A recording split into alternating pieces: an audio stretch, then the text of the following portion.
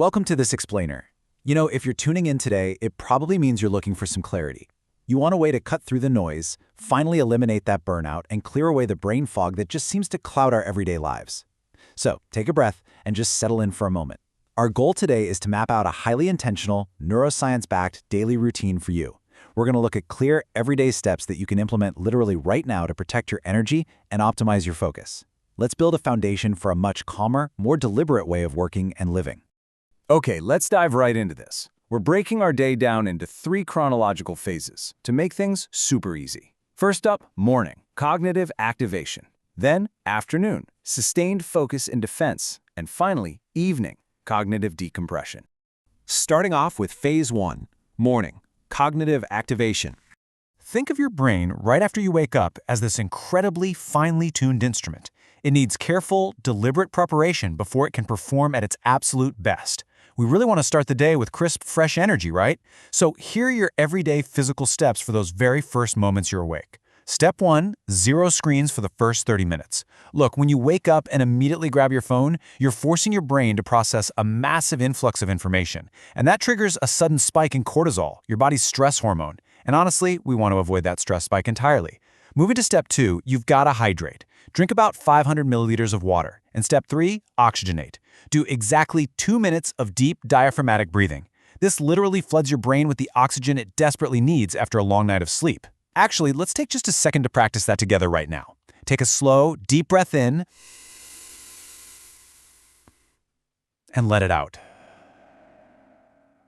Notice how that mindful pause just instantly grounds you? Now that brings us to a really powerful number, 90. 90 minutes is the length of your first deep work block. Right now, after your screen-free wake-up, your hydration, and your breathing, your brain chemistry is at its absolute freshest. It's primed. This is the exact moment when you should sit down and tackle your hardest, most creative mental tasks. Don't waste this prime biological window on answering emails or doing trivial chores.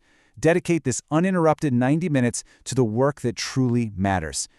Now, what's really interesting about this is how it completely challenges a habit most of us have for sure. I mean, we naturally want to reach for that coffee right before we start working, right? But strategically delaying your caffeine intake until after that first 90-minute work block, it is an absolute game changer. Consuming caffeine before deep work can actually cause this jitter-induced tension, and it almost always leads to a mid-morning crash.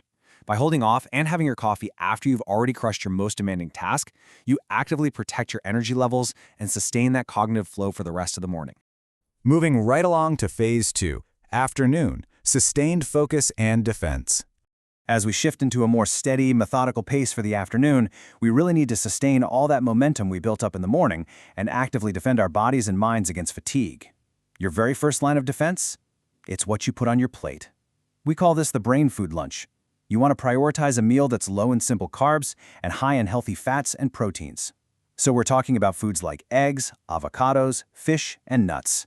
And choosing these specific foods is incredibly deliberate.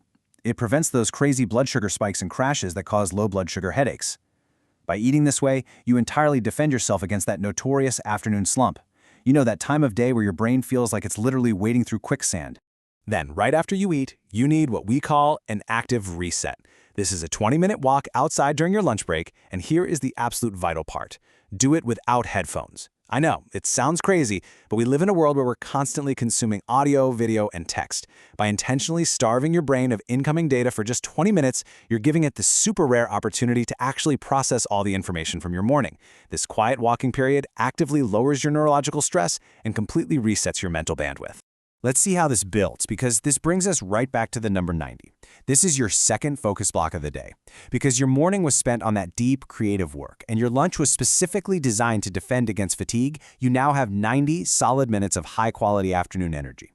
You should dedicate this specific block of time to administrative tasks, learning, or structured problem solving. It's highly focused work, sure, but it's of a slightly different, more methodical nature than your morning session. And this brilliantly illustrates a key point. While the brain is working hard, we've got to take care of the physical body too. Enter the micro-stretch. You see, deep concentration often leads to subconscious physical tension. You might not even realize it, but you're probably tightening your shoulders or clenching your jaw right now. Well, the micro-stretch is a quick hourly routine. Just drop your head down to your chest, Roll your neck nice and slowly and consciously loosen your jaw to stop that teeth clenching. Doing this every single hour prevents the physical tension that just quietly drains your cognitive reserves over the course of the afternoon. Finally, we arrive at Phase 3, Evening, Cognitive Decompression. As the day winds down, so should we. Just let your breathing slow for a second. We're inviting the brain into the final cooling down process of the day and deliberately stepping away from all those heavy demands of work and productivity. Let's walk through this gentle evening timeline together. It begins with the hard cutoff. You absolutely must set a strict time to stop all heavy mental processing. If you keep trying to problem solve late into the evening, your brain waves are going to remain hyper alert, which will completely ruin your sleep quality. Later on, with dinner, you might consider taking a magnesium supplement, specifically something like magnesium glycinate, after chatting with your doctor about it, of course. Magnesium helps relax your blood vessels and muscles, which is incredibly effective for preventing nighttime or next morning tension headaches. So, the crucial point here is how we treat our senses right before sleep. This is the sensory deprivation step. Spend just 15 minutes in a quiet, dimly lit room. No phone, no television. Honestly, not even a book. This specific environment allows your visual and auditory cortex to fully cool down from the day's overstimulation. Let's just pause right here for a moment. Really allow yourself to imagine the profound calm of a quiet, dark room, and let your mind finally rest. And that leads us nicely to the final, everyday biological step of our routine, the total digital blackout. You must turn off all screens a full 60 minutes before you intend to go to sleep. And listen, this isn't just a suggestion, it is an absolute requirement. The blue light from screens completely suppresses your biology. By committing to this blackout, you trigger your brain's natural melatonin production that ensures when you do close your eyes, you achieve deep, truly restorative sleep, perfectly preparing you to wake up fresh for tomorrow. As we wrap up this explainer, I want to leave you with a question to ponder. The architecture of cognitive flow, you see, is a daily practice. It's meant to bring deep calm and sharp focus to your life. I really encourage you to return to this explainer whenever you feel off track and just use it as your everyday guide to build this new routine. Take it one single step at a time. So tell me, which phase of your day will you reclaim first?